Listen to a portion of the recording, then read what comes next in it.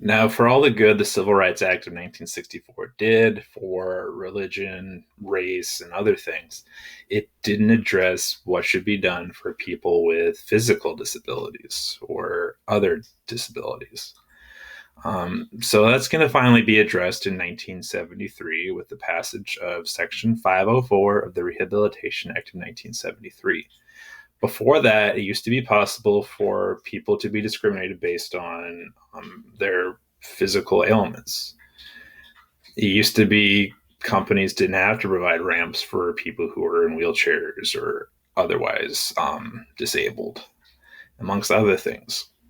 So by 1973, the Rehabilitation Act prohibited discrimination on the basis of disability in federal programs and by recipients of federal funding, federal financial assistance. So anything receiving federal money could not discriminate against people based on their physical things.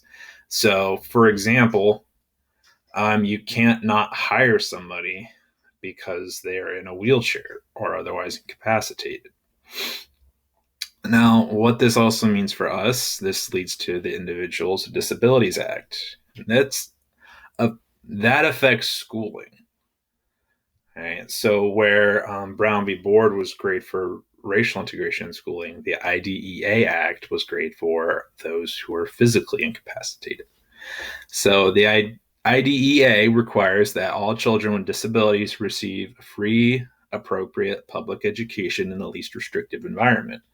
So people with autism or um, anxiety disorders, ADHD, you cannot give up on a child just because of what they're going through. So they have to be integrated into public schooling as much as possible. Now, without this, schools often didn't admit these children, and they'd be at home or they'd end up in group homes and not getting an education. But this kind of leveled the playing field for them.